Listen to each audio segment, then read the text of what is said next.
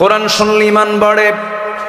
আল্লাহ রাব্বুল আলামিন বলেন, ইন্নামাল মুমিনুনাল্লাযীনা ইযা যুকিরাল্লাহু ওয়াজিলাত কুলুবুহুম ওয়া ইযা তুলিয়াত আলাইহিম আয়াতুহু যাদাতুহুম ঈমানাও ওয়া আলা রাব্বিহিম ইয়াতাওয়াক্কালুন। জোরে বলুন আল্লাহু আকবার।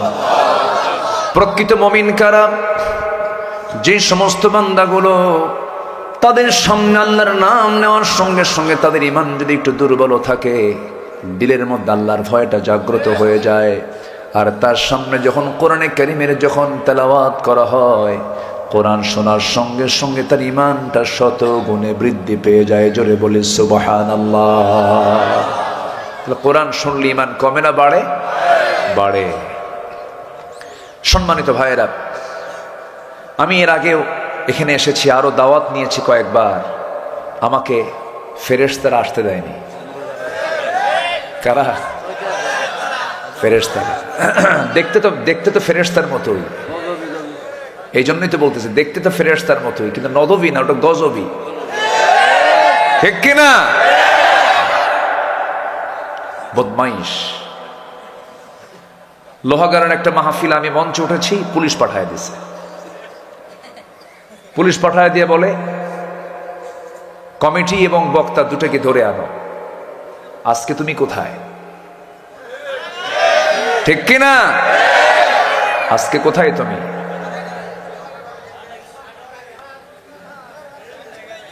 সম্মানিত বন্ধুগণ, এই মাহফিল আমাকে দুবার আসতে দেয়নি। কমিটি চোখের পানিতে গাল ভিজে শেষ করেছে, আফসোস করেছে, সব আয়োজন সম্পন্ন। কি হবে? মাহফিল হবে না কেন? নাশকতার আশঙ্কা আছে। কিসের নাশকতা? সম্মানিত ভাইয়েরা, একটা সময় আল্লাহ পাক আমাদেরকে বের করে দিয়েছেন, সম্পূর্ণ কৃতিত্ব একমাত্র এই বিজয়ের পিছনে সম্পূর্ণ কৃতিত্ব কার? বলেন কার? যদি ওই যুব সমাজ, ছাত্র বৈষম্য বিরোধী আন্দোলনের যে নেতৃবৃন্দ, ওরা যদি একটু যদি ভয় পেত, আসতো এই সময়, এই পরিবেশ আসতো? দিলের মধ্যে ভয় দূর করে দিয়েছেন, দিল থেকে সাহস জুগিয়েছেন তিনি আমার কে? যদি ভয় চলে আসতো, ইল্লা তানফিরু ইউআযিবকুম আযাবান আলীমান ওয়া ইস্তাবদিল কওমান গায়রাকুম ওয়া লা তাদুররুহু শাইআ। যদি তারা পলায়ন করত, কি অবস্থা হতো? জালিম শক্তি আবার চেপে বসতো। এই জন্য যে সমস্ত যুবকরা মাঠে ময়দানে কাজ করেছিল, ওই যুবকদের হৃদয় থেকে সম্পূর্ণ ভয় দূর করে দিয়েছেন যিনি, তিনি মনের মালিককে। আল্লাহ তো সেই আল্লাহ, ওয়ায়ালামু খাইনাতাল আ'য়ুনি ওয়া মা তুখফিস সুদূর। তিনি সেই মহান রব যিনি তোমার চক্ষু কি খেয়ানত করে এবং তোমার অন্তরে তুমি কি দানা বেঁধে রেখেছ, পৃথিবীর কেউ না জানলেও জানেন তিনি আমার কে। আল্লাহ জানেন। আমার বন্ধুগণ, আমরা দুনিয়া থেকে সবাই বিদায় হয়ে যাব। সবচেয়ে বড় চ্যালেঞ্জ হলো আমি আল্লাহর পছন্দের গোলাম হতে পারলাম কিনা, আল্লাহর নিকটতম বান্দা হতে পারলাম কিনা। সবচাইতে বড় চ্যালেঞ্জ হচ্ছে এটা। আমার নামাজ হলো, আমার রোজা হলো, আমার হজ হলো, আমার যাকাত হলো, আমার দান হলো, আমার সাদগা হলো, আমার জিহাদ হলো, আমার রক্ত ঝরানো হলো, কিন্তু আল্লাহর পছন্দ হয় নাই। তাহলে কি নিরাপদ না বিপদ? বিপদ। এই জন্য সবাইকে কাছে নেওয়ার আগে সবচেয়ে কাছে নেওয়ার চেষ্টা করতে হবে কাকে? আল্লাহকে। সবার আগে আল্লাহকে কাছে নিতে হবে। আমার আল্লাহ যদি আমার হয়, আর কাউকে না হলেও কোনো সমস্যা নাই। সবার আগে আমার আল্লাহকে নিতে হবে, আল্লাহকে কাছে টানতে হবে। আসি আলাইহিস সালাতু ওয়াস সালাম দুনিয়ার সব কিছু মাইনাস করে আল্লাহকে কাছে টেনেছেন। সুবহানাল্লাহ বলবেন না? সব কিছু মাইনাস, বউ স্বামী মাইনাস করেছেন, পরিবার মাইনাস করেছেন, রাষ্ট্রের সমস্ত সুযোগ সুবিধাকে মাইনাস করেছেন, সমাজ মাইনাস করেছেন, সব মাইনাস করে কাকে টেনেছেন? আল্লাহকে। চিন্তা করে দেখুন, একজন নারীর কত মর্যাদা সেই সমাজে ছিল। স্বামী হলো একটা দেশের রাষ্ট্রনায়ক, তার স্ত্রী হচ্ছেন ইমরাতে ফিরাউন। আসিয়া আলাইহিস সালাম এত বড় পদ থাকার পরেও সেই পদকে তিনি মূল্যহীন মনে করলেন, কারণ আমার সবচেয়ে চরম পরম বন্ধু তিনি আমারকে মাইনাস করলেন। রাষ্ট্রপতির বউ, এটা কি ছোটখাটো পদ? মিসেস রাষ্ট্রপতি, মিসেস প্রেসিডেন্ট। আচ্ছা বলুন তো, চেয়ারম্যান বড় না চেয়ারম্যানের বউ বড়? হ্যাঁ, বউ বড়। না, যারা বিয়ে করছেন তারা অবশ্য ভুল বলেন নাই, বউ তো ছোটখাটো পদ না। তো আপনি যত বড় হুজুর হন না কেন, বউয়ের কাছে হুজুরগিরি কাটে না। তুমি কত বড় হুজুর আমার জানা আছে, বসো, এক ধমকে সিট করে থুয়ে দেয়। এটা আল্লাহ তাআলা স্বামী স্ত্রীর মধ্যে মাওয়াদ্দাহ এবং রাহমা, মাওয়াদ্দাতাও ও রাহমা, ভালোবাসাও দেন, রহমতও দেন। জোরে বলি সুবহানাল্লাহ। এটা কে দিয়েছেন? কে দিয়েছেন? আল্লাহ দিয়েছেন। এটা কার? এটা ডিস্টার্ব করতেছে, এটা পিছনে দেওয়া দরকার। আচ্ছা, আমার দিকে তাকান। তো আসিয়া আলাইহিস সালাম সব কিছুকে মাইনাস করে কাকে ধরলেন? কাকে ধরলেন? আল্লাহকে ধরলেন।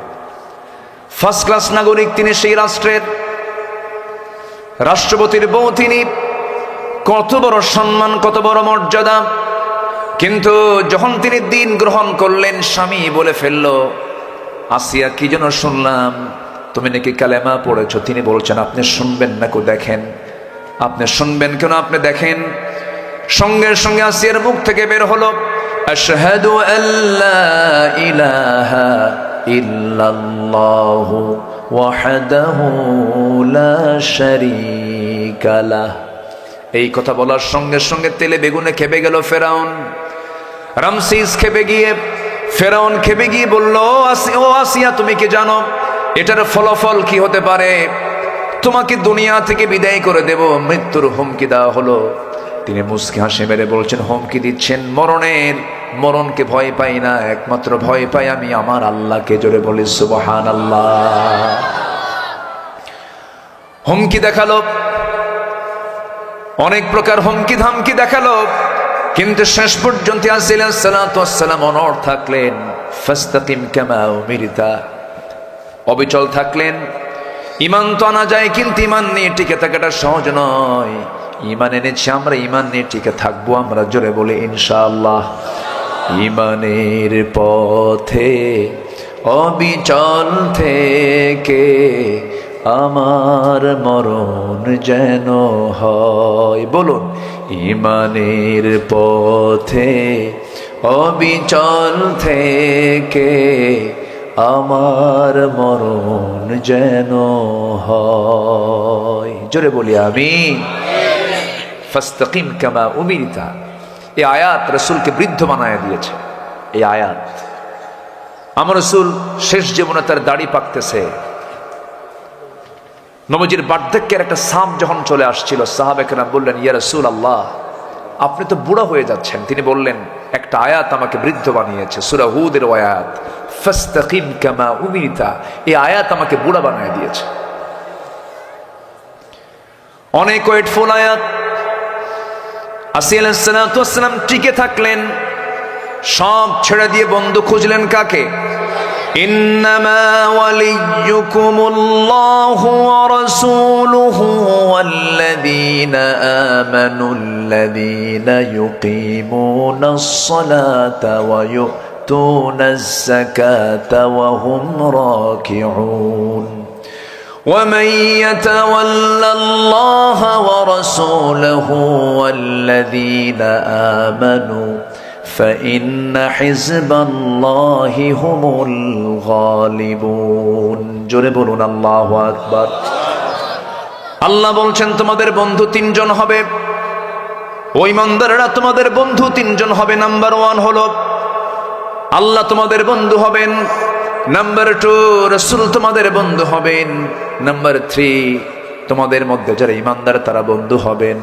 এই তিন বন্ধুকে নিয়ে যদি চলতে পারো, দুনিয়াতেও তুমি সফল হবে, আখিরাতেও তুমি সফল হবে। দুনিয়াতে বিজয়টা আমার আল্লাহ তোমাকে দিয়ে দিবেন। জোরে বলে সুবহানাল্লাহ।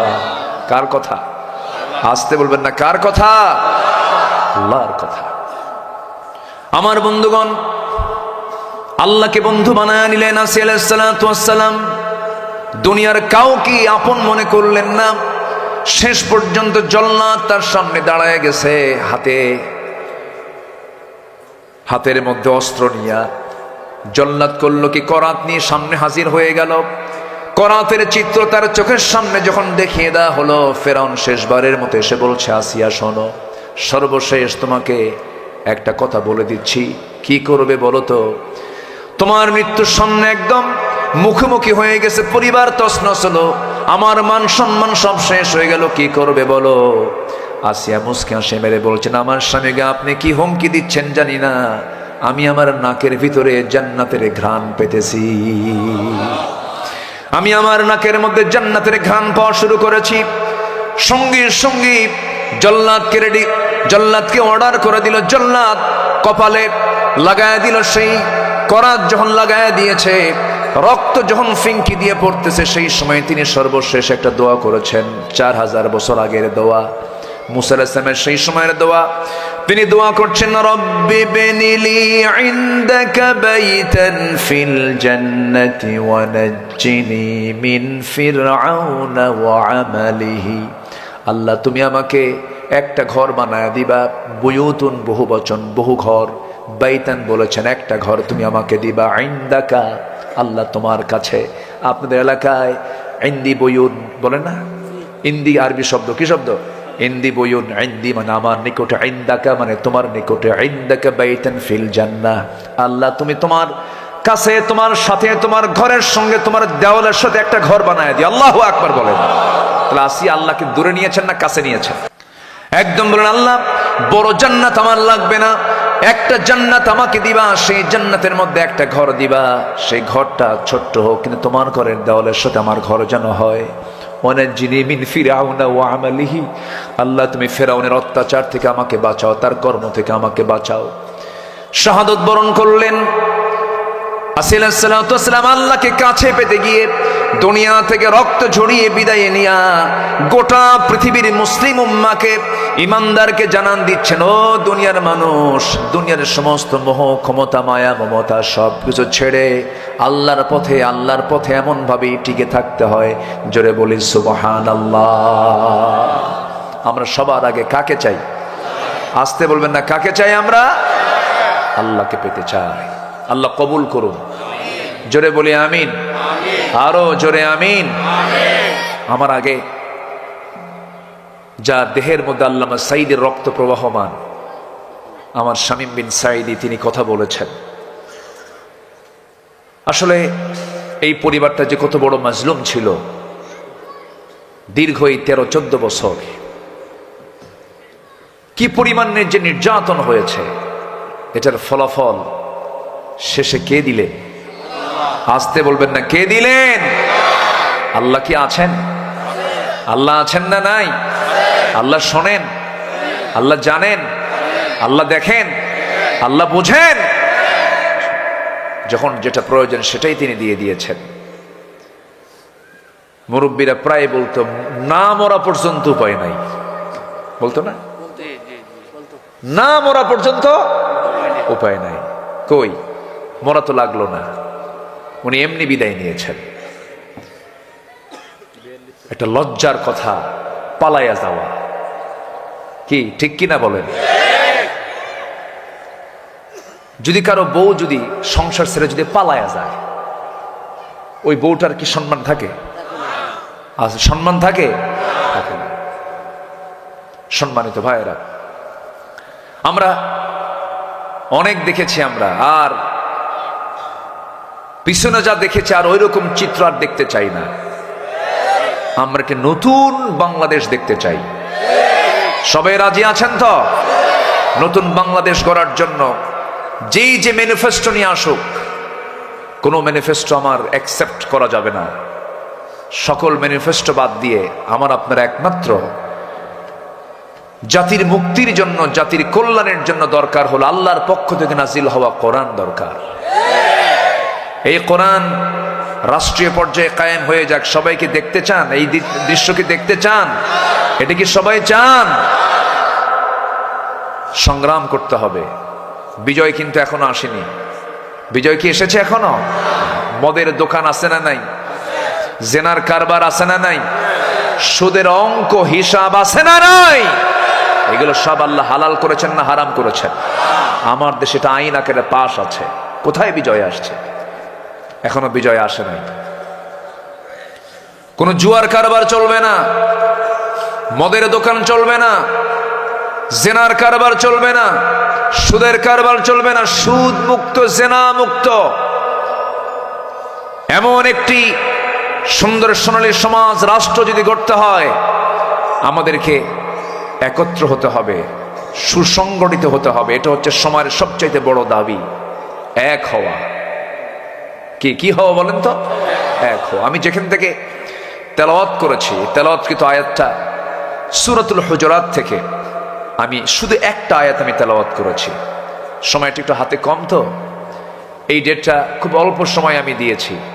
দেখে আগামী বছরও আমাকে কমিটি বলেছেন, আমি আসার চেষ্টা করব। জোরে বলি ইনশাআল্লাহ, জোরে বলি ইনশাআল্লাহ। আমি একটু জানান দিলাম ইনশাআল্লাহ, আল্লাহ যদি তৌফিক দেন আগামীতে আবার আসা হবে। তো আমি যে আয়াত থেকে তেলাওয়াত করেছি, একটু ওই আয়াতের দিকে আস্তে আস্তে চলে যাচ্ছি। যদি আমরা এক থাকতে পারি তবেই সম্ভব। ছোটখাটো যত মতনৈক্য আছে, ইখতিলাফ আছে, এগুলোকে আমরা ভুলে গিয়ে মুখের বিনয় না, হৃদয়ের বিনয় দিয়ে, মুখ দিয়ে আমি বিনয় প্রকাশ করছি, কিন্তু দিলে আমার অহংকার দিয়ে ভরা। আমার দেশে কিছু অহংকারী আলেম আছে, আসতে বলবেন না? আছে না নাই? এলেমের অহংকার করে, আছে না? বহু আছে। আপনাদের যিনি এই বিগত সময়ে যিনি এমপি ছিলেন, এলেম কিন্তু কম নাই, এলেম ভালোই আছে। এলেম কম ছিল না, অনেক এলেমই ছিল, কিন্তু এলেমটা ইসলামের কাজে লাগায় নাই। ইসলামকে ধ্বংস করা যায় কেমনে, সেই কাজে লাগিয়েছিল।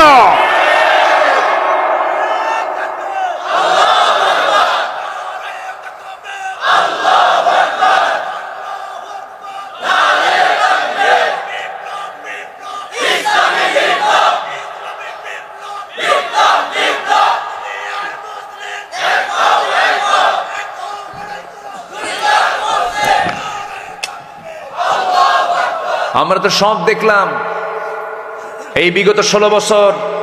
আমার দেশে বহু শাইখুল হাদিস, বহু আলেম ওলামা, বহু কিতাবী আলেম এই 16 বছর ছিলেন। তারা ছিলেন 16 বছর জামাই আদরে, সরকারি খরচে হজ করেছেন, তাদের গায়ে একটা আঁচড়ও লাগে নাই। কিন্তু পট যখন চেঞ্জ হয়ে গেছে, চোরের মায়ের বড় গলা, ঠিক কিনা? আমার যে মঞ্চ থেকে কতবার ধরে নিয়ে গেছে তার হিসাবই নাই। ধরে আবার ছাড়ে,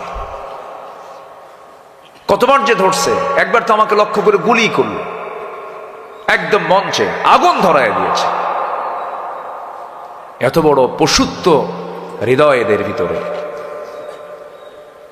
2018 সালে আমাকে গ্রেফতার করে থানায় নিয়ে গেল। থানার ওসি আমারে দেখে কান্দে। বললাম, আপনি কান্দেন কেন? আমার ধরছেন, আবার কান্দেন কেন? বলে, হুজুর আমি আপনার খুব ভক্ত, কিন্তু কি করব, উপরের চাপ, চাকরি বাঁচান তো ফরজ। আমি বললাম, ইমান বাঁচান তো নফল।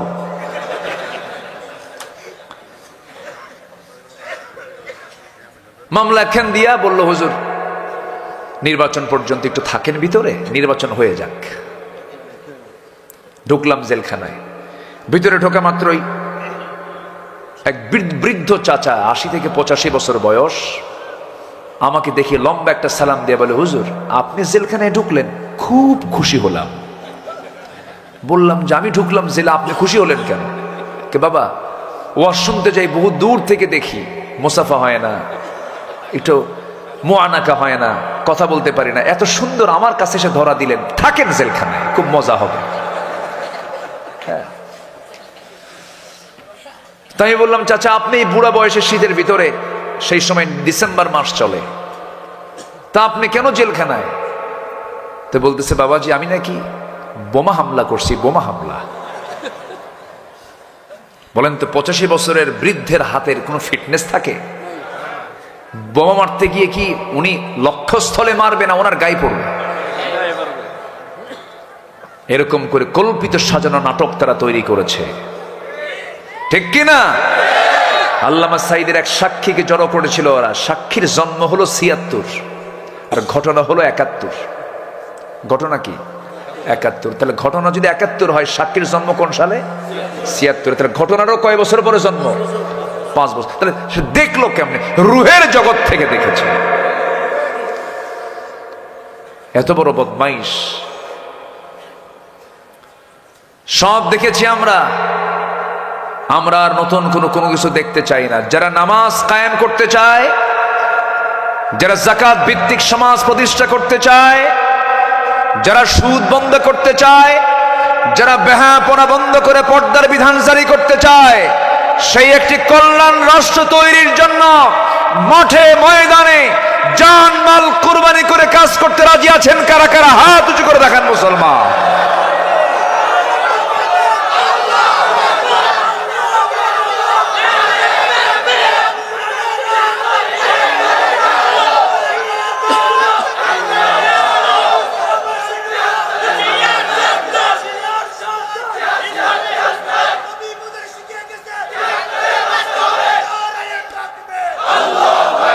আল্লাহ কবুল করুন, জোরে বলে আমিন।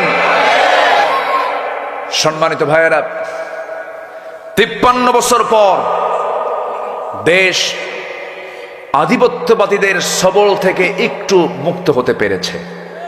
বলি আলহামদুলিল্লাহ, জোরে বলি আলহামদুলিল্লাহ। আমার দেশ দিল্লি নিয়ন্ত্রিত নয়, আমার দেশকে নিয়ন্ত্রণ করব আমরা, ঢাকা নিয়ন্ত্রণ করব, ঠিক কিনা?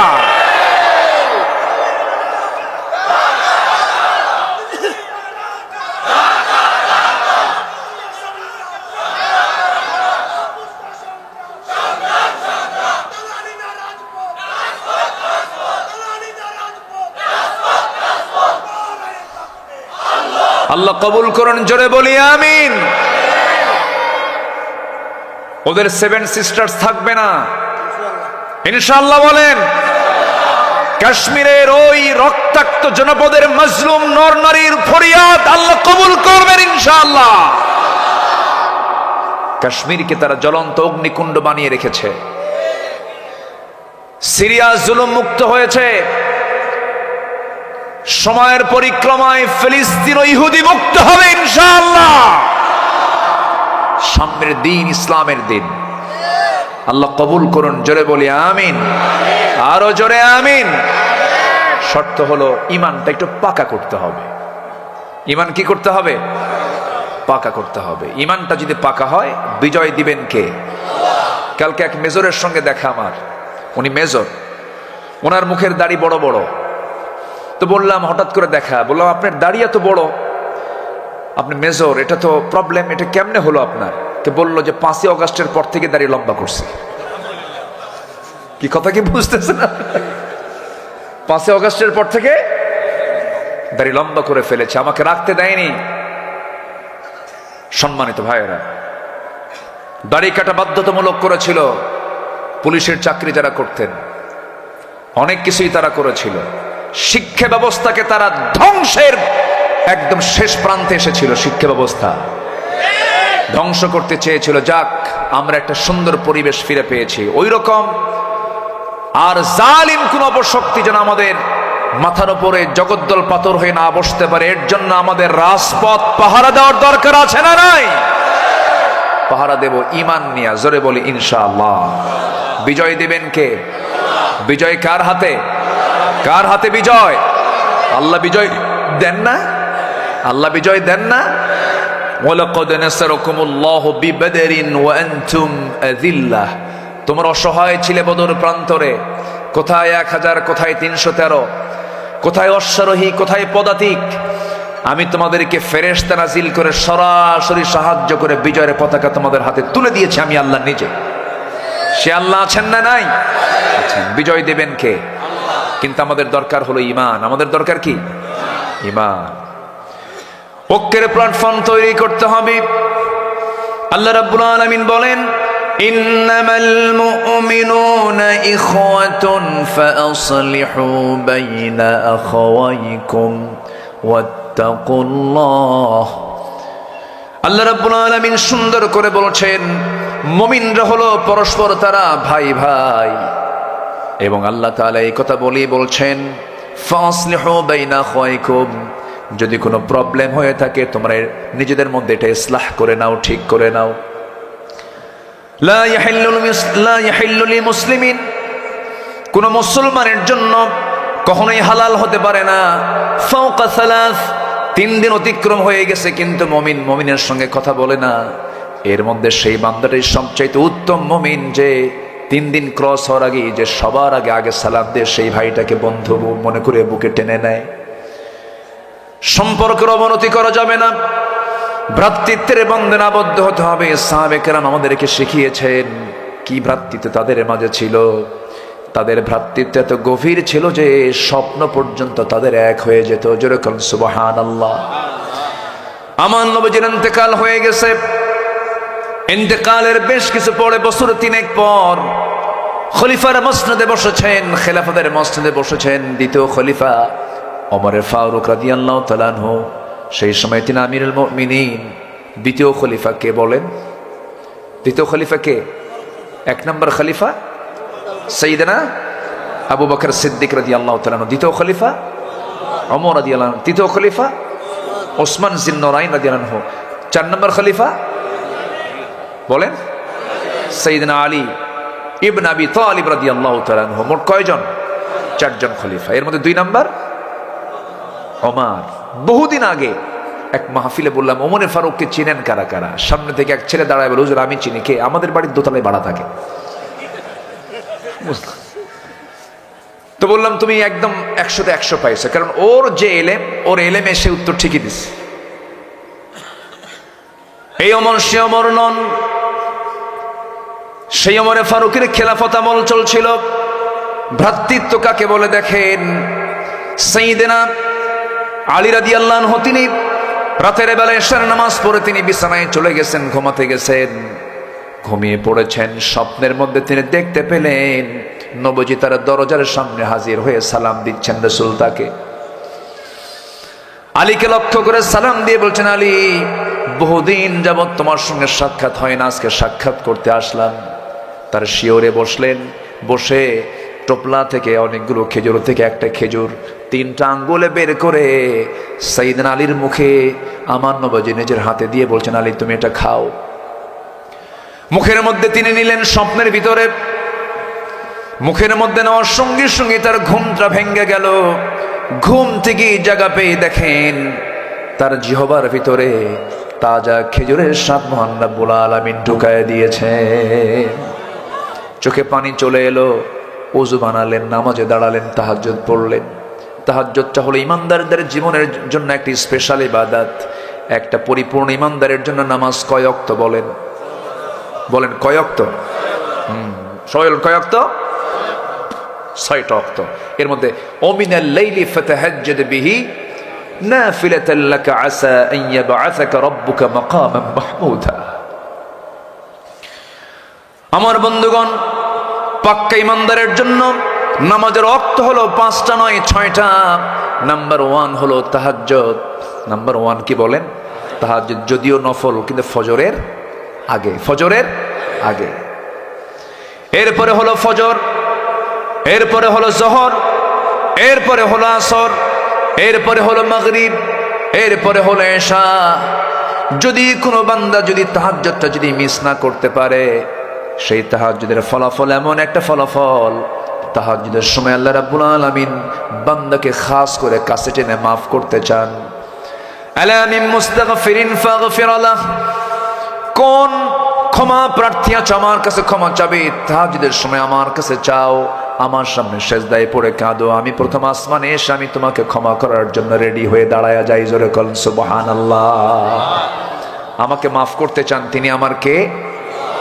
আসতে বলবে না, তিনি আমার কে? আল্লাহ তাআলা। আমার বন্ধুগণ, এই জন্য আমরা 5 ওয়াক্ত নামাজ তো পড়বই।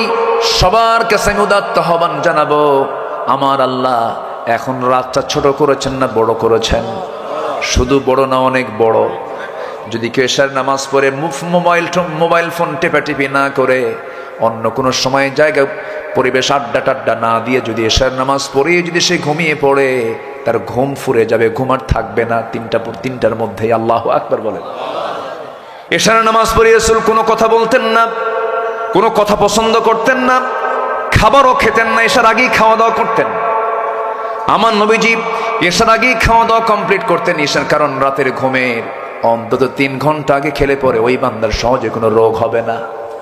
আমার নবীজি এশার নামাজের আগে খেয়ে নিতেন। এশার নামাজ পড়ে কথা বলাকে তিনি খুব একটা পছন্দ করতেন না, ঘুমিয়ে পড়তেন। কেন? ওয়ামিনাল কুমিল লাইলা ইল্লা কালিলান নিসফাহু আবিন কুসমিনহু কালিলা। জোরে বলুন আল্লাহু আকবার। হে রাসূল, আপনি রাতের একটা অংশে দাঁড়িয়ে যান। কুমিল লাইলা ইল্লা কালিলা, রাতের একটা অংশ আপনি দাঁড়িয়ে যাবেন, আপনি আমার কাছে চাবেন। আমার নবীজি সেজদার মধ্যে ডুকরে ডুকরে কাঁদতেন, এত কান্নাকাটি করেছেন যাই নামাজ ভিজে যেত। একটা হাদিস এসেছে, আমার নবীজি যখন কাঁদতেন সেজদার ভিতরে তার কান্নার আওয়াজটা হতো কেমন? কোন চুলার উপরে যদি গরম পানি যদি জাল দেওয়া হয়, নিচে চুলায় আগুন জ্বলতেছে, পানি টকবক করলে, পানি সিদ্ধ হলে যেমন টকবক টকবক করে যে আওয়াজটা হয়, আমার নবীজি যখন সেজদায় পড়ে কাঁদতেন তখন ওই রকম টকবক আওয়াজ আমার নবীর মুখ থেকে বের হতো। আমার নবীজি এত কাঁদতেন, অস্থির হয়ে যেতেন। লাইয়ানজু আহাদুম মিনকুম, তোমাদের মধ্যে কেউ নাজাত পাবে না। সাহাবী বললেন, ইয়া রাসূলুল্লাহ আনতা, আপনিও নাকি? হ্যাঁ, আমিও। আনা ইল্লা ইয়াতাগাম্মাদানি আল্লাহ, কিন্তু আল্লাহ রাব্বুল আলামিন আমাকে রহমতের চাদর দিয়ে বেষ্টন করবেন, আল্লাহ পাক আমাকে মাফ করে দিবেন। আমার বন্ধুগণ, যার আগের পরের সব গুনাহগুলো মাফ হলো, সেই নবীজির কান্নার পরিমাণটা দেখেন। এত কেঁদেছেন, এত চোখের পানি ফেলেছেন, একমাত্র কার ভয়? আসতে বলবেন না, কার ভয়? আল্লাহর ভয়। আমার বন্ধুগণ, কথায় কথা বেড়ে যায়, মূল পর্বে চলে আসি। সাইয়েদনা আলী ঘুম থেকে জাগা পেলেন, তাজা খেজুরের স্বাদ ফুটে উঠলো তার জিহ্বার মধ্যে। নামাজে দাঁড়ালেন, চোখের পানি ফেলে ফেলে কেঁদে আল্লাহর শুকরিয়া আদায় করলেন। হারে, কতদিন পর নবীর চেহারা দেখতে পেলাম। যে স্বপ্নে রাসূলকে দেখতে পায় সে কি মিথ্যা দেখে না সত্য দেখে? এই স্বপ্ন কখনো শয়তান ধারণ করতে পারে না। সাইয়েদনা আলী ফজরের জন্য প্রস্তুতি নিয়ে নিলেন। ফজরের নামাজ পড়তে যাবেন। ফজরের নামাজের ইমামতি করছেন বেতনভুক্ত কোনো ইমাম নয়, দেশের কোনো কর্মচারী নয়, দেশের কোনো কর্মকর্তা নয়। নামাজ পড়াচ্ছেন শাসক যিনি, তিনি হলেন মসজিদের ইমাম। জোরে বলি সুবহানাল্লাহ। এমন চিত্র কি আমার দেশে দেখতে চান? সবাইকে দেখতে চান? যেদিন বাংলার জমিনে দেখতে পাবো বঙ্গভবন থেকে বের হয়ে বাইতুল মুকাররমের নেতৃত্ব দিচ্ছে বঙ্গভবনের বাসিন্দা, যেদিন দেখতে পাবো রাষ্ট্রপতি বাইতুল মুকাররমের খতিবের দায়িত্ব পালন করছেন, সেদিন দেখতে পাবো বাংলাদেশের আকাশে আল্লাহর রহমতের বাড়ি ধারা বর্ষণ শুরু হয়েছে। এমন চিত্র কি দেখতে চান আপনারা? আল্লাহ, তুমি আমার দেশে একটা ওমর দিয়ে দাও। জোরে বলে আমিন, আরো জোরে আমিন। এই পর্যন্ত যত পাইছি আমরা, অধিকাংশ বিড়ি খাওয়া লোক পাইছি। কি লোক পাইছি? বিড়ি খাওয়া, খালি বিড়ি খাইতো। ওই নেতৃবৃন্দের চেহারার দিকে তাকাবেন, ঠোঁট দেখলেই তো মনে হয় বিড়িখোর, পাক্কা বিড়িখোর। কি আসতে কন কেন? ঠিক কিনা? বিড়ি খাওয়া কি কন? কেউ তো কিছু কয় না। এই আমার এলাকায় অবশ্য বিড়ি খাওয়ার মাসালা দেওয়া খুব কঠিন। প্রচুর বিড়ি টানে অনেকে। আইরে বিড়ি টান মারে, শীতের মধ্যে কমে না বাড়ে?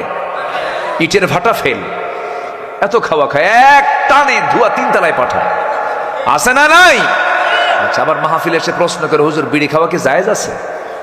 উনি জায়েজের চেষ্টায় থাকেন না। সকল নেশাকে হারাম করেছেন কে বলেন তো? বলেন বলেন কে? আগে মানুষ মদ খায় না আগে বিড়ি খায়? আগে টানাটানি, এরপরে ঢালাঢালি। ঢালাঢালির ছোট ভাই হলো টানাটানি। টানাটানি থেকেই কোথায়? ঢালাঢালি। কোন নেশার দিকে আমরা যাব না। জোরে বলি ইনশাআল্লাহ।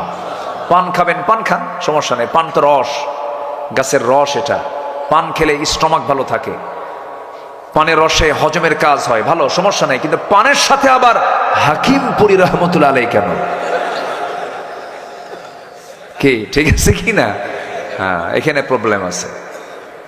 আমি সবাইকে কিন্তু ব্যালেন্স করে ধরেছি, সবাইকে ব্যালেন্স করে ধরেছি, কিন্তু আমি কাউকে ছাড় দেইনি। দাদির বয়স 80 বছর। দাদি কি খাও? খালি পান খাই। ওর মধ্যে কি বাবা ওটা দেখিস না, মানে জর্দা খায় কেন?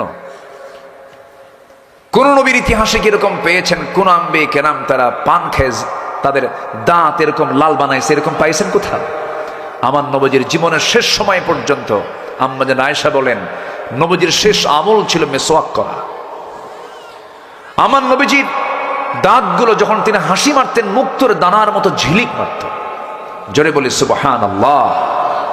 মুখটা পরিচ্ছন্ন রেখেছেন আমার নবী মুহাম্মদ সাল্লাল্লাহু আলাইহি ওয়াসাল্লাম।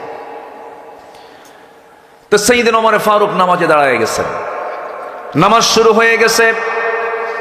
সাইয়েদনা আলী প্রথম কাতারে জায়গা পেলেন না, দ্বিতীয় কাতারে জায়গা পেলেন না, তৃতীয় কাতারে গিয়ে ঠিক মাঝখান বরাবর তিনি জায়গা পেলেন, নামাজে দাঁড়ায় গেলেন। একজন ওই রাষ্ট্রের মজলিসে শুরার সদস্য প্রথম কাতারে জায়গা নাই, দ্বিতীয় কাতারে জায়গা নাই, তৃতীয় কাতারে তিনি দাঁড়ায় গেছেন। ওই সময় কোন মুসল্লাকে জায়নামাজ ফেলে রাখতো না, যে আগে যেত সে সবার সামনে দাঁড়াতো। কারণ মসজিদে যে সবার আগে যাবে তার সওয়াব কম না বেশি? যে সবার আগে যাবে সেই প্রথম কাতারে বসবে, কিন্তু কোনো ব্যক্তি দেখা যাবে না। যে সবার আগে আসবে সে সবার সামনে বসবে, ঠিক কিনা? কিন্তু আমার দেশে জায়নামাজ দিয়ে মসজিদও দখল, মসজিদের জায়গাও দখল করে। বিশেষ নেতা আসবেন, 10টার থেকে জায়নামাজ রেডি প্রথম কাতারে, আছে না নাই বলেন তো? কে আসবেন? সভাপতি 7 দিন নামাজ পড়ে নাই। কয়দিন নামাজ পড়ে নাই? 7 দিন নামাজ পড়ে নাই। শুক্রবার উনি আসবেন কেন? উনি সভাপতির পদ ঠিক রাখার জন্য আসবেন। 7 দিন মদ খায়া শুক্রবারে খদ্দরের পাঞ্জাবি পড়ছে আর মশা লুঙ্গি পড়ছে। লুঙ্গির আওয়াজ, পাঞ্জাবির আওয়াজ, খালি খস খস খস খস, আজান এরকম, আজান এরকম। চলে আসলো মসজিদের প্রথম কাতারে, বসলো, সবার আগে এসে সবার সামনে বসলো। এখনো যাদের মসজিদগুলোতে সভাপতি এবং সেক্রেটারি যারা সুদখোর ঘুষখোর আছে, কান ধরে ঘাড় ধাক্কা দিয়ে মসজিদ থেকে বের করে দেন নেতৃত্ব থেকে। 1 সেকেন্ড থাকার কোন অধিকার। ইন্নামা ইয়ামুরু মাসাজিদাল্লাহ মান আমানা বিল্লাহ। মসজিদের দায়িত্ব পালন করবে যাদের মধ্যে আখিরাত আছে, যাদের মধ্যে নামাজ আছে, যাদের চেহারায় রাসূলের গন্ধ পাওয়া যায়, তারা নেতৃত্ব দেবে। কোন মোসারু নেতা মসজিদের দায়িত্ব পালন করতে পারবে না। এখন তো নেতাদের দুটো গুণ লাগে, একটা মোষ মোটা, একটা পেট মোটা। কি? একটা মোষ থাকা লাগে 2.5 ইঞ্চি হাইব্রিড জাতের মোষ। কি জাতের? হাইব্রিড, একদম 2.5 ইঞ্চি মোটা, সই 2.5 ইঞ্চি, আর পেট একখান 10 মাসের মতো হলেই চলবে। এত বড় পেট আর মোষ একখান। ওই সমস্ত নেতৃত্বের মুখে আমরা থুতু মারি। যাদের মধ্যে নামাজ নাই, যাদের মধ্যে দিন নাই, যারা মদের বোতল নিয়ে থাকে, রাত্রেবেলা যারা নারীবাজি করে, ওই সমস্ত নেতৃত্বের মুখে তোমরা জুতা মারো, থুতু মারো। আমার বন্ধুগণ, সাইয়েদনা আলী প্রথম কাতারে জায়গা পেলেন না। চিন্তা করুন, আলীর মতো মানুষ প্রথম কাতারে জায়গা নাই, তৃতীয় কাতারে দাঁড়ায় গেছে। দ্বিতীয় খলিফা নামাজ পড়ালেন। নামাজ শেষ করার পর মাসনুন দোয়াগুলো, আল-আযকারু বা'দুস সালাত, ফজরের পরে কিছু কি বলে, ফরজ নামাজের পরে কিছু সুন্নাহ দোয়া আছে। রাসূল বেশ কয়েক মিনিট তিনি বসে বসে এই দোয়াগুলো পড়েছেন। আল্লাহুম্মা আনতাস সালাম ওয়া মিনকাস সালাম তাবারাকতা ইয়া যাল জালালি ওয়াল ইকরাম। আমার নবীজি পড়েছেন আল্লাহুম্মা আইন্নি আলা যিকরিকা ওয়া শুকরিকা ওয়া হুসনি ইবাদাতিক। রাসূল পড়েছেন আল্লাহুম্মা লা মানি'a লিমা আ'তাইতা ওয়া লা মু'তিয়া লিমা মানা'তা ওয়া লা ইয়ানফা'ু যাল জাদ্দি ওয়া মিনকাল জাদ। লা ইলাহা ইল্লাল্লাহু মুখলিসিনা লাহুদ-দীন ওয়া লাউ কারিহাল কাফিরুন।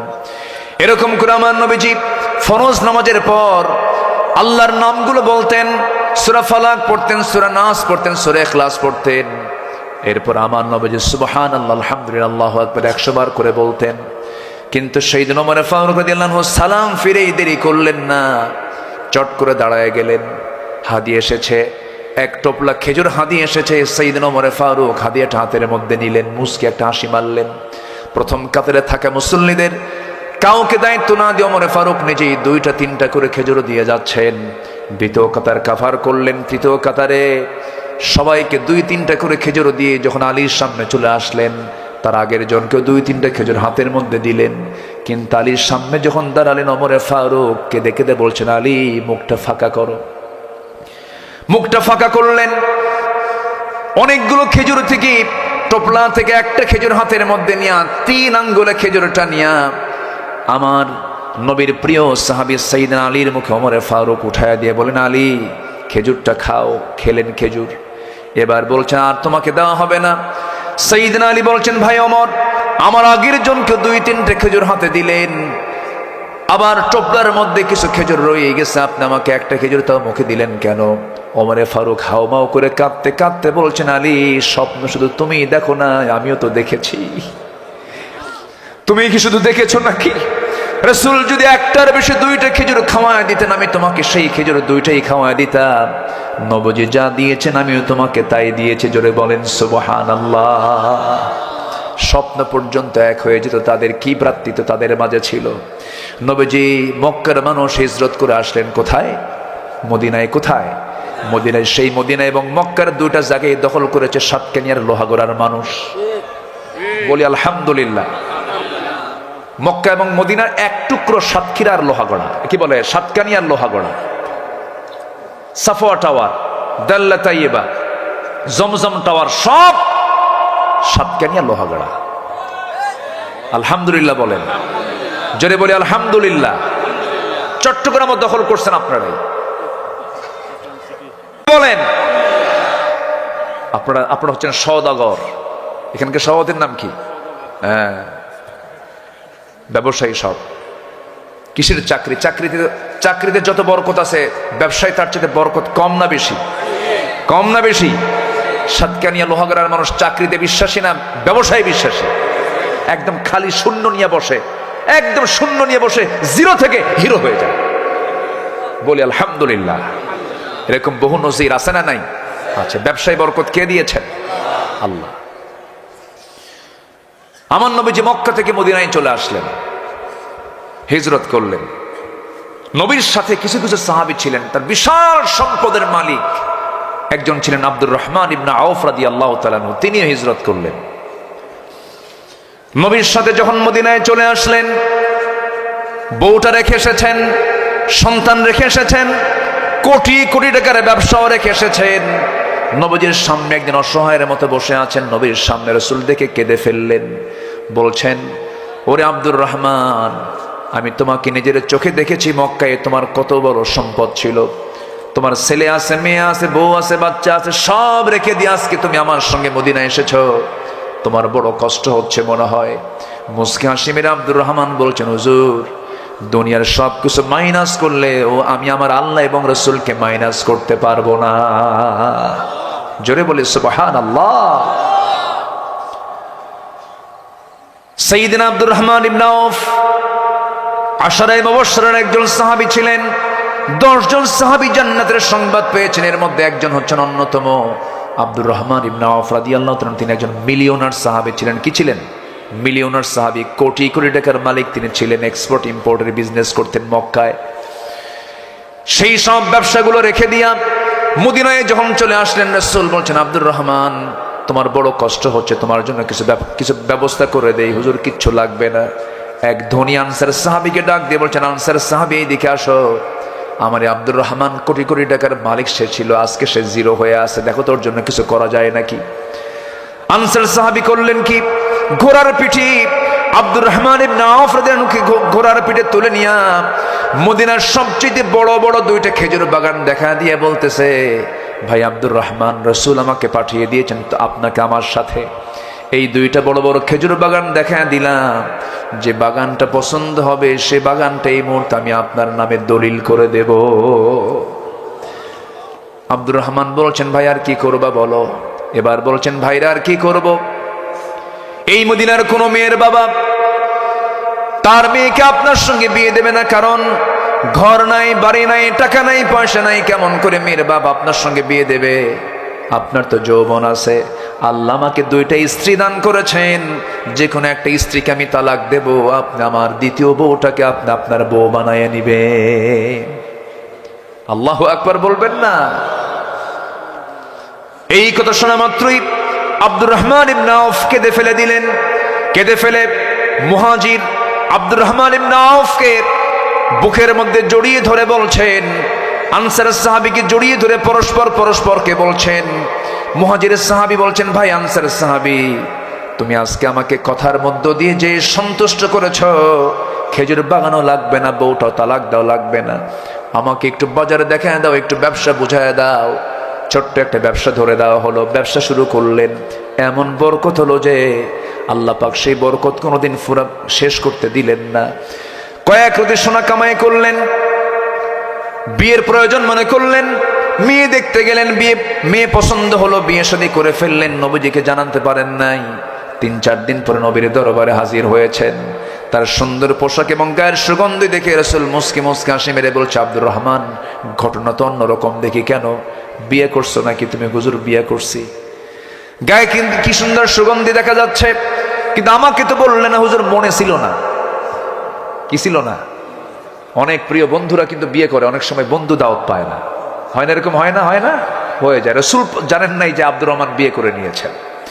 রাসূল বললেন, আব্দুর রহমান বিয়ে করেছে, আমি খুশি হয়েছি, যৌবন আছে, বিয়ের দরকার আছে, কিন্তু মোহরনার টাকা তুমি কি করেছো বলো? তিনি বলছেন, ইয়া রাসূলুল্লাহ, আপনি যাকে দায়িত্ব দিয়েছেন সেই আনসারের সাহাবী আমাকে একটু ব্যবসা দেখিয়ে দিয়েছে। ব্যবসায় কয়েক রতি সোনা কামাই করেছি, আনিও নয়, কয়েক রতি সোনা কামাই করেছি, ওটাকে মোহরনার টাকা আদায় করে আমি নতুন বউ ঘরে তুলে আনছি। আমার রাসূল এতটাই খুশি হলেন, আমার নবীজি দুহাত উঁচু করে দোয়া করে বলছেন, আল্লাহ আমার আব্দুর রহমানের পরিবারে এবং তার ব্যবসায় বরকত দিয়ে দাও। এমন দোয়া রাসূল করে দিলেন। আব্দুর রহমান ইবনে আউফ দুনিয়া থেকে বিদায় হওয়ার আগে তিনি 13টা সন্তান দুনিয়াতে রেখে যান। কয়টা? কার দোয়া? কার দোয়া? নবীর দোয়া। 13 সন্তান এবং এত সম্পদ রেখে যান যে এই 13টা সন্তান সম্পদ যখন বন্টন করতে নিয়েছেন, এত পরিমাণ সোনা রিজার্ভ হয়েছিল যে কোড়াল দিয়ে কেটে কেটে সোনাগুলোকে ভাগ করতে হয়েছিল। তাবুক অভিযানের দিন সবচাইতে বেশি সম্পদ দান করেছেন আব্দুর রহমান ইবনে আউফ। 3 বস্তা সোনা তিনি নিজে তাবুকের অভিযানে দান করেছিলেন। জোরে বলে সুবহানাল্লাহ। সাহাবীরা পরস্পরকে কি মোহাব্বত করেছেন, কি ভ্রাতৃত্ব তাদের মাঝে ছিল, এই জন্য তাদের বিজয় এসেছে। এখন সময়ের সবচাইতে বড় দাবি হলো ইন্নামাল মুমিনুনা ইখওয়া, মুমিনরা পরস্পর ভ্রাতৃত্বের বন্ধনে আবদ্ধ হবে। ফাসলিহু বাইনা আখাইকুম, ছোটখাটো কোনো বিষয়কে পাত্তা না দিয়ে, এগুলো কি ইস্যু না টেনে এনে ভ্রাতৃত্বের বন্ধনে শিশাডালা প্রাচীর হয়ে আগামীর দেশ, কোরআনের দেশ নির্মাণের জন্য সর্বাত্মক প্রস্তুতি নিতে হবে মুসলমান। এই তৌফিক সবাইকে আল্লাহ পাক দান করুন। জোরে বলি আল্লাহুম্মা আমিন। আরো জোরে আল্লাহুম্মা আমিন। এরপর আল্লাহ বলছেন, ওয়াত্তাকুল্লাহ, তুমি ভয় করো কাকে? আসতে বলবেন না, কাকে? যার দিলে আল্লাহর ভয় আছে, পৃথিবীর কোনো ভয় তাকে পরাজিত করতে পারবে না। আমরা ভয় করব কাকে? এক জায়গায় না সব জায়গায়? আল্লাহকে ভয় করব এক জায়গায় না সব জায়গায়? মসজিদেও আল্লাহ, বাইরেও, আলোতে আল্লাহ, আধারেও আল্লাহ, একাও আল্লাহ, কি জমাতেও আল্লাহ, ইনফরাদি ইজতিমাই, সব জায়গায় কে? আসতে বলবেন না, কে? আল্লাহ থেকে ফাঁকি, আল্লাহ থেকে ফাঁকি দেবে, আল্লাহকে ফাঁকি দিতে পারে এমন কোন সুযোগকে পৃথিবীর কোন মানুষের আছে? এই জন্য আমরা আল্লাহকে সবচেয়ে বড় রাজসাক্ষী বানাবো। সবাই তো নামাজের ওয়াদা করেছে, আমার শামীম ভাই বলে গেছেন। আলহামদুলিল্লাহ, আমরা সবাই নামাজ পড়বো। জোরে বলি ইনশাআল্লাহ। এশার আজান হয়েছে আরো প্রায় 45 মিনিট আগে আজান শুনেছি আমরা। নামাজের জন্য যারা নামাজি তাদের ছটফট হচ্ছে, কখন পড়বো নামাজ, কখন পড়বো নামাজ। কিছু কিছু ভাই উঠে যাচ্ছেন, আমি তাদেরকে মানাও করছি না, কারণ তাদের মধ্যে নামাজের একটা ঝোঁক চলে আসছে। তো নামাজের পর আবারও বয়ান হবে, থাকবেন না? আসতে বলেন, থাকবেন না সবাই? জি আচ্ছা আচ্ছা, সম্মানিত ভাইয়েরা, সম্মানিত বন্ধুগণ, এখানে নামাজ হবে তো? এখানেই নামাজ হবে, এখানে প্রমাণ নামাজ ইনশাআল্লাহ। জোরে বলি ইনশাআল্লাহ। সম্মানিত ভাইয়েরা, সম্মানিত বন্ধুগণ, এখন হচ্ছে আমরা বসুন। উঠতেছে কেন? বসুন। ও চাপ, আচ্ছা ঠিক আছে। যে খুব যদি চাপ হয়, নিম্ন চাপ সমস্যা নেই, কিন্তু ঊর্ধ্ব চাপে কেউ যাবেন না। ঊর্ধ্ব চাপ হলো বিড়ি খাওয়া চাপ। এই চাপও কিন্তু কম না। মাহফিল যেখানে মেলাও, এখানে মেলা টেলা আছে নাকি? ছোটখাটো আছে, টুকটাক কিছু বিড়ি টিড়ি খায় ওখানে না? ও আচ্ছা। কিছু কিছু জায়গায় আমি লক্ষ্য করেছি মাহফিলের চাইতে মেলাই বড়, এরকম আছে না? নাই বলেন তো? বসুন, আমি তো উঠতে বলিনি, একটু বসুন, আমরা একসঙ্গে দোয়া করবো তো। কেউ যাবেন না? একটু একটু বসুন, একটু বসুন। আমি তো নামাজের কথা মনে করে দিয়ে তো বিপদে পড়ে গেলাম দেখতেছি। একটু বসেন না। আর একটু সময় আমরা বলি ওয়াত্তাকুল্লাহ। আমরা ভয় করব কাকে বলেন তো? এক জায়গায় না সব জায়গায়? আচ্ছা, দাস্তারবান্দি এখনো হয়নি না? হাফেজ ছাত্র কোথায়? ওরা নিয়ে আসেন, ধীরে ধীরে দ্রুত নিয়ে আসেন, যে দ্রুত গতিতে নিয়ে আসেন। জিকির করি লা ইলাহা লা ইলাহা সুবহানাল্লাহ আলহামদুলিল্লাহ।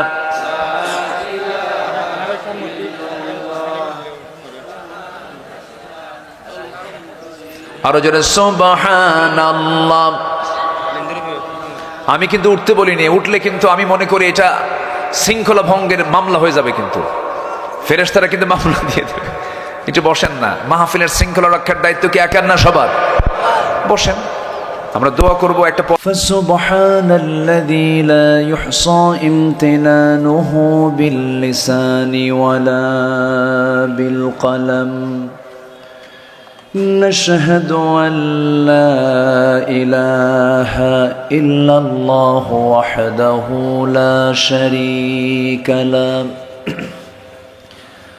ونشهد أن سيدنا وحبيبنا ومولانا محمدا عبده ورسوله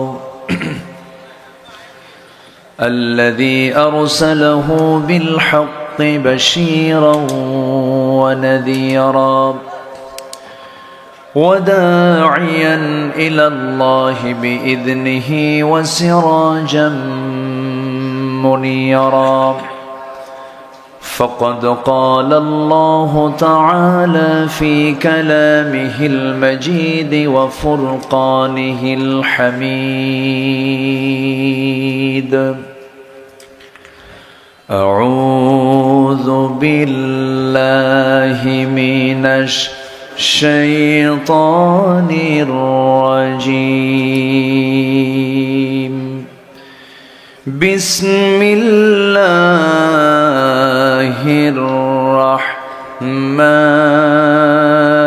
الرحمن الرحيم.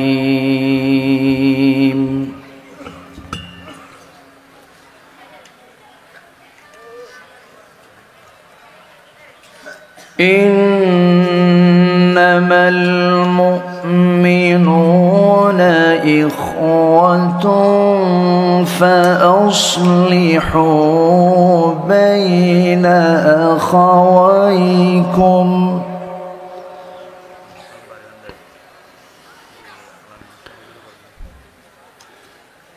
إنما المؤمنون إخوة فأصلحوا بين أخويكم واتقوا الله.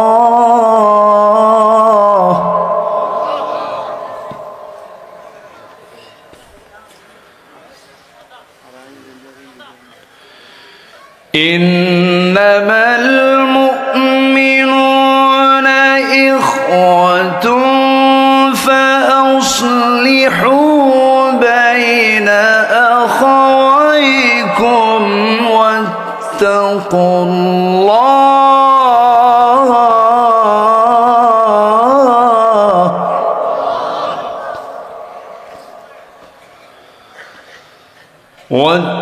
واتقوا الله لعلكم ترحمون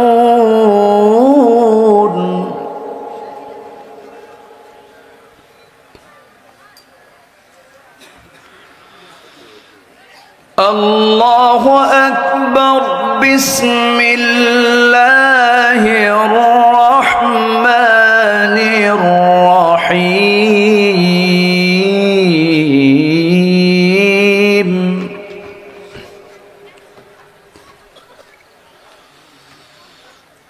إن الله وملائكته يصلون على النبي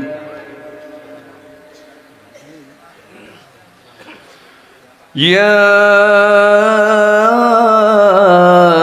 أيها الذين آمنوا صلوا عليه وسلموا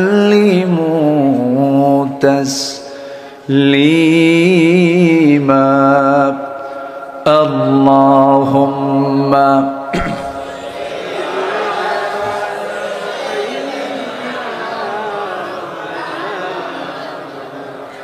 وعلى آل سيدنا একটু মোহাব্বত দিয়ে নবীর প্রেমে মাতোয়ারা হয়ে জবান খুলে আওয়াজ দিয়ে সবাই বলুন আল্লাহুম্মা সাল্লি আলা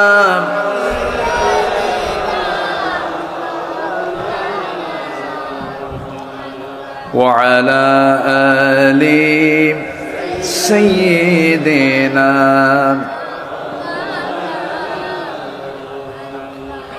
সবাই বলুন বালাগাল উলা বিকামালিহি কাশাফাত তুজা বিজামালিহি حسنت جميع خصاله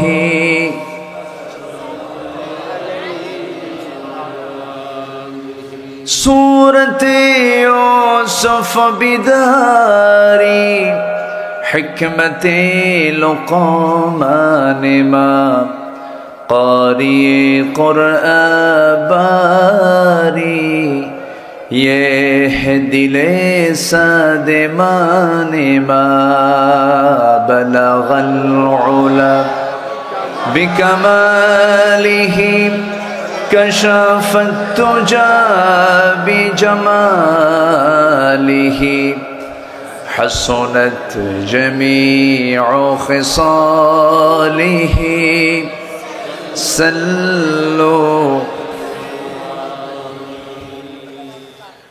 আমি কোরআনের সুর মাঝে শুনেছি যে নাম আজানের সুর মাঝেও শুনেছি সে নাম ও নাম শুনেছি আমি আমার হৃদয় হে রাসূল নবীজি তোমায়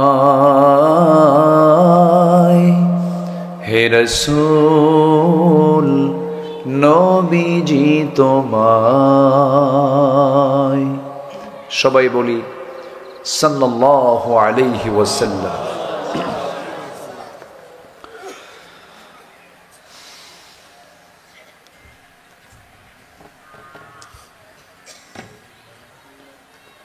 চট্টগ্রাম অঞ্চলের সাতকানিয়া উপজেলার জয়নগর জাবালুল কোরআন মাদ্রাসা হিফজখানা ও এতিমখানার চতুর্থ বার্ষিক সভা জালসা 2024 মাদ্রাসা মাঠে অনুষ্ঠিত আজকের এই মহৎ আয়োজনের সম্মানিত সুযোগ্য সভাপতি,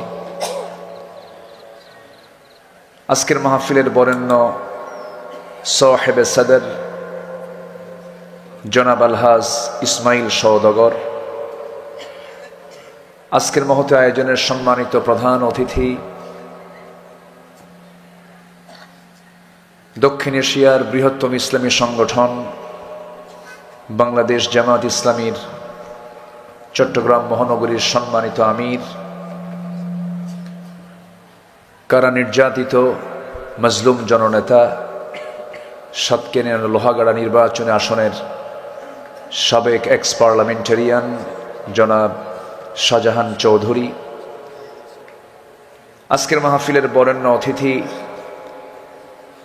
শহীদ আল্লামা দেলোয়ার হুসাইন সাঈদী রাহিমাহুল্লাহর সুযোগ্য সন্তান, আমার অত্যন্ত কাছের, আমার হৃদয়ের ভাইজান মুহতারাম আলহাজ শেখ শামীম বিন সাঈদী হাফিজাহুল্লাহ, আজকের মাহফিলের বরেণ্য অতিথিবৃন্দ, হাজারাত উলামায়ে কেরাম, ফদলায়ে ইজম, সুশীল সমাজ, জাতির শ্রেষ্ঠ সন্তান, শিক্ষক মণ্ডলী, জাতির বিবেক সাংবাদিক বৃন্দ, সামনে উপস্থিত দূরে কাছের বিভিন্ন স্থান থেকে ছুটে আসা কালেমার ঝান্ডাবাহী, তাওহীদের পতাকাবাহী, দ্বীন ইসলামের নরসারদুল বীর মুজাহিদ, প্রাণ প্রিয় সম্মানিত দ্বীনী ভাইরা, আড়ালে বসে আছেন শ্রদ্ধেয়া সম্মানিতা মা বোনেরা, আলোচনার সূচনায় আনুষ্ঠানিকতার মধ্য দিয়ে আমার পক্ষ থেকে আবারও